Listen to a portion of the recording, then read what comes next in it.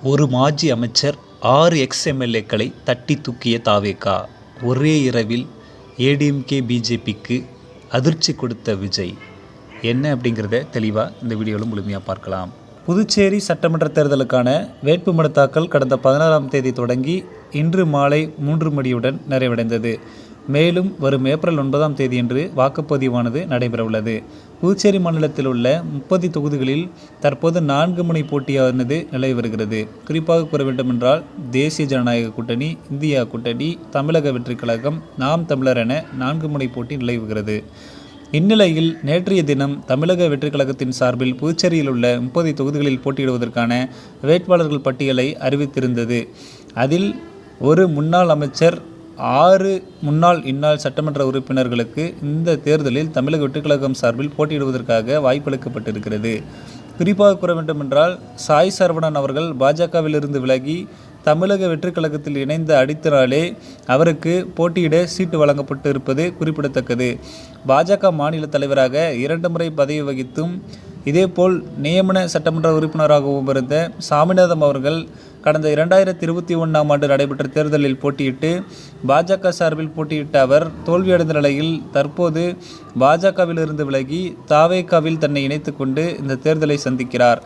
இதேபோல் இஸ்லாமியர்கள் அதிகமாக உள்ள காரைக்கால் தெற்கு தொகுதியில் கடந்த 2021ஆம் ஆண்டு நடைபெற்ற நாடாளுமன்ற தேர்தல் மற்றும் 2011ஆம் ஆண்டு நடைபெற்ற சட்டமன்ற தேர்தலில் தேமுக சார்பில் போட்டியிட்டு தோல்வியடைந்த அவர் கடந்த 2011ஆம் ஆண்டு அதிமுகவில் தன்னை இணைத்து கொண்டு தேர்தலை சந்தித்து வெற்றி பெற்று முதல் முறை சட்டமன்ற உறுப்பினரானார்.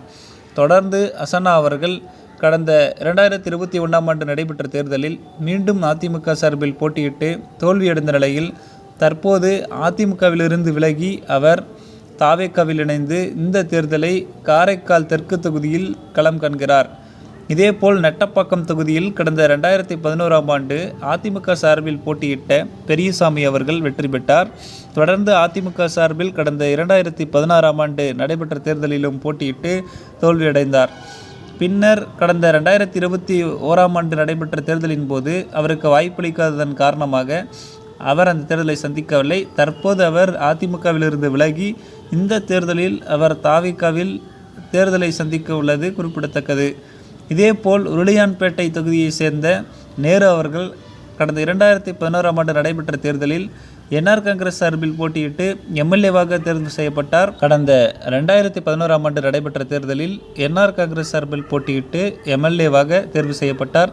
பின்னர் 2011ஆம் ஆண்டு என்ஆர் காங்கிரஸ் கட்சி சார்பில் போட்டியிட்டு தோல்வியடைந்த அவர் கடந்த 2021ஆம் ஆண்டு தேர்தலில் சுயேட்சையாக போட்டியிட்டு வெற்றி பெற்றார். தற்போது அவர் சுயேட்சையாக வெற்றி பெற்ற நிலையில் தற்போது அவர் தாவேகாவுடன் இணைந்து இந்த தேர்தலை போட்டியிட உள்ளார். இதேபோன்று பாகூர் தொகுதியை சேர்ந்த தனவேல் அவர்கள் கடந்த 2016ஆம் ஆண்டு நடைபெற்ற தேர்தலில் காங்கிரஸ் சார்பில் போட்டியிட்டு வெற்றி பெற்ற நிலையில் அரசுக்கு எதிராக அவர் ஊழல் குற்றச்சாட்டுகள் தெரிவித்ததாக கூறி அவரின் சட்டமன்ற உறுப்பினர் பதவியை தகுதிநீக்கம் செய்தார்கள். இதனைத் தொடர்ந்து கடந்த 2021ஆம் ஆண்டு நடைபெற்ற சட்டமன்ற தேர்தலில் என்ஆர் காங்கிரஸ் கட்சி சார்பில் போட்டியிட்டு தோல்வியடைந்த நிலையில் தற்போது அவர் தாவேகாவில் இணைந்து இந்த தேர்தலை பாகூர் தொகுதியில் போட்டியிட இருக்கிறார். இதேபோன்று முத்தியால்பேட்டை தொகுதியை சேர்ந்த பிரகாஷ் அவர்கள் கடந்த 2021ஆம் ஆண்டு என்ஆர் காங்கிரஸ் கட்சி சார்பில் போட்டியிட்டு தோல்வியடைந்த நிலையில் மீண்டும் 2021ஆம் ஆண்டு சுயேட்சையாக போட்டியிட்டு ஆளும் கட்சிக்கு ஆதரவாக செயல்பட்ட நிலையில் அவருக்கு தற்போது முத்தியால்பேட்டை தொகுதியில் என்ஆர் காங்கிரஸ் கட்சி சார்பில் சீட்டு கொடுக்காததன் காரணமாக அவர் தற்போது தாவேகாவில் இணைந்து இந்த தேர்தலை முத்தியால்பேட்டை தொகுதியில் களம் காண உள்ளது குறிப்பிடத்தக்கது. குறிப்பாக கூற வேண்டுமென்றால் 30 தொகுதிகளில் தாவேகா போட்டியிட உள்ள நிலையில் உருளையான்பேட்டை மற்றும் தட்டாஞ்சாவடி ஆகிய தொகுதிகளில் நேயர் மக்கள் கழகத்திற்கு ஒதுக்கி கூட்டணியில் இந்த தேர்தலில் சந்திக்க இருக்கிறது. நடைபெறுகின்ற சட்டமன்ற தேர்தலில் தாவேகா சார்பில் 6 முன்னாள் இந்நாள் சட்டமன்ற உறுப்பினர்களும் இதேபோன்று ஒரு முன்னாள் அமைச்சருக்கும் இந்த தேர்தலில் வாய்ப்பளிக்கப்பட்டிருப்பது குறிப்பிடத்தக்கது. மேலும் தாவேகா சார்பில் பல்வேறு நட்சத்திர முகங்கள் இந்த தேர்தலில் அறிமுகப்படுத்த உள்ளதன் காரணமாக புதுச்சேரி அரசியல் களம் தற்போது சூடுபிடிக்க தொடங்கியுள்ளது. இது குறித்து உங்களுடைய கருத்துக்களை கமெண்ட் வாயிலாக தெரிவியுங்கள். மேலும் இதுபோன்ற உடனுக்குடன் நிகழக்கூடிய செய்திகளை தெரிந்து கொள்ள மறக்காம நம்ம சேனலை சப்ஸ்கிரைப் பண்ணி பக்கத்தில் இருக்கிற பெல் ஐகானை கிளிக் பண்ணிக்கோங்க. நன்றி.